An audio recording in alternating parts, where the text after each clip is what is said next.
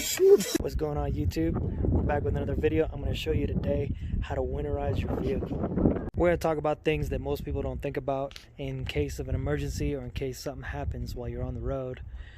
And we're going to discuss everything we can. And you can always add to, but I'm just going to go over the basic minimums. So first things first, get a backpack that you don't really use anymore. A good pair of gloves. A couple of flashlights. A sweater, a sweatshirt, a thermal, or anything to help stay warm. Snacks, and most importantly, water. Of course, socks and a beanie. A lot of these things you don't want to freeze because they're going to be sitting in your car for a very long time. And now also, remember that everything that you're doing here for yourself, make sure you do it for every member of your family. So if you got a family of 2, 4, whatever it may be, if you got infants, it'd be a good idea to have baby food.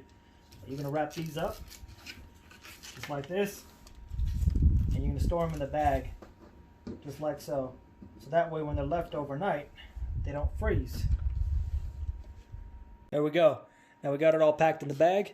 And now once we have it all packed in the bag, don't touch it, because if you're going to consistently be eating or drinking out of it, you're going to have to restock it. And if you already have stuff readily available, don't mess with this. You might need this. You don't know what's expected.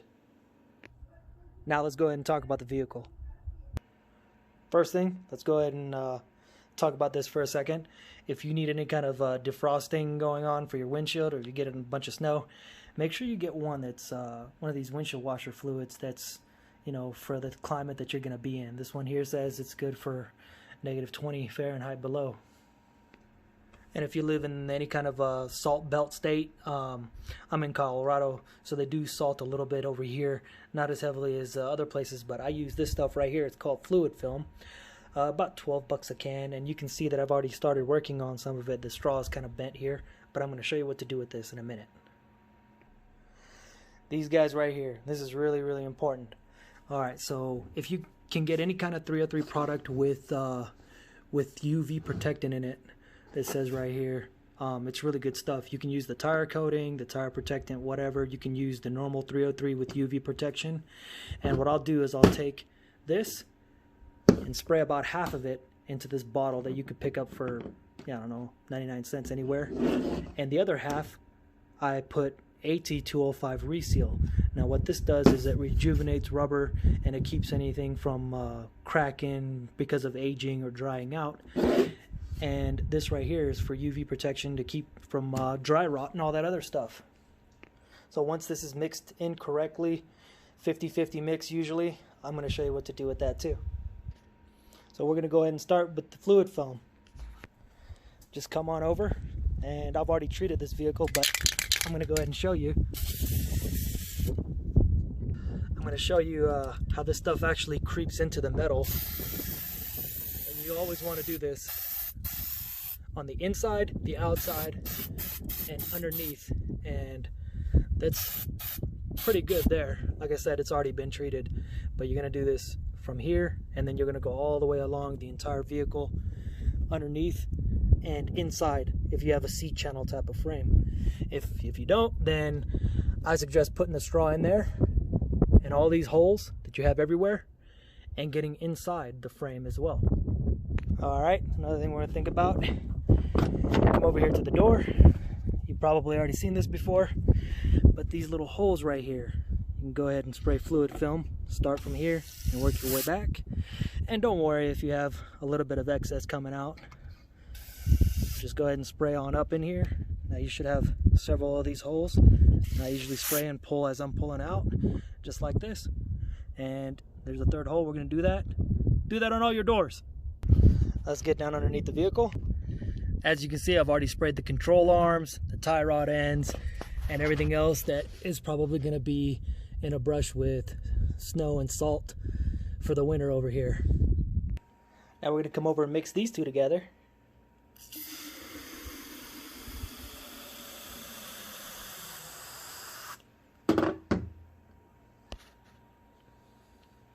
Once it goes down, just keep going until you get about halfway full.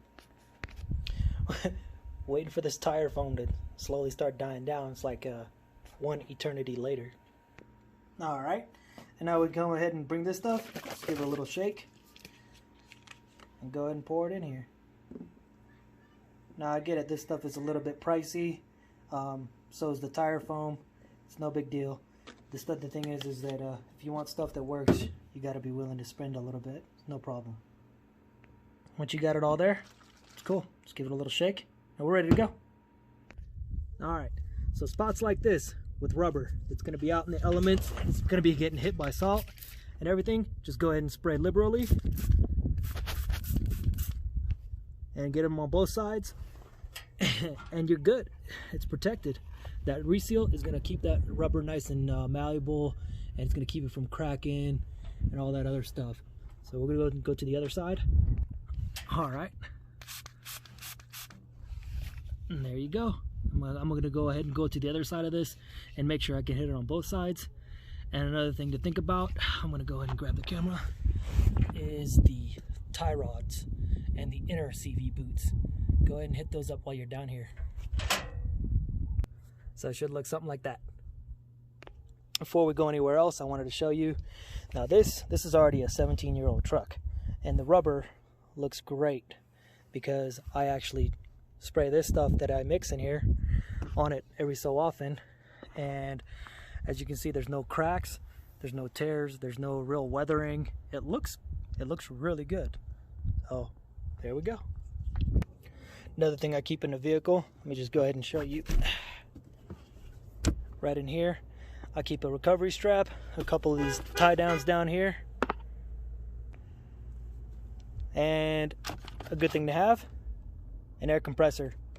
As you can see, I got a little spot for it right here, just like that. And we're good. Now we're coming up to the engine compartment. A couple of things to check. Oh, by the way, that spray mix that we have with the UV protectant and the AT205 reseal works great in all these rubber hoses. It's amazing stuff. But we're gonna come here, make sure you got the right level brake fluid. You don't want to have an incident during the winter where if your brake fluid is too low, something happened with your brakes. Next most important one, the coolant level. So my vehicle's cold right now, so it's not up to the full. That's only when it's hot. But you can see right down here where it's pink, it's above the low coolant level with the engine cold. And next, windshield washer fluid. Make sure you don't just put regular water in here because it's gonna freeze when it gets to about 4 or 5 degrees and it's been sitting there for a long time. Even if it's in this engine compartment, it's gonna freeze and it's gonna start messing with the windshield wiper motor and all that stuff that's trying to grab freezing water and push it through the system. You don't want any of that. Up next, power steering fluid.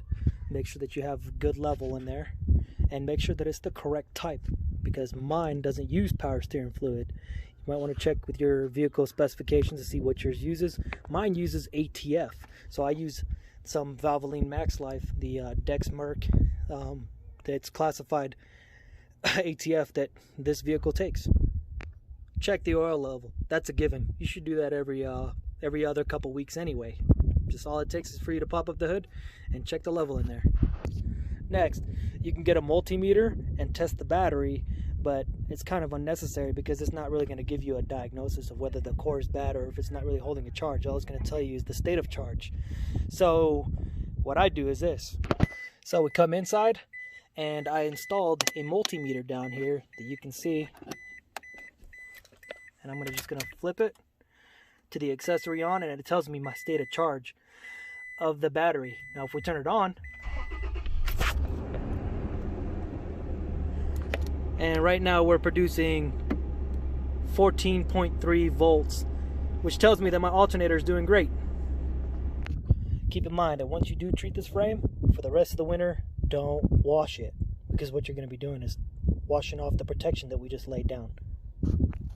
Come on in here, take our prep bag, look at that, set it and forget it. Also, honorable mentions, if you want, you can keep a small blanket in here, and extra jackets. So, but if you don't have enough room in the bag, I'll show you a way to put them up here where they don't really bother anybody. Just like this.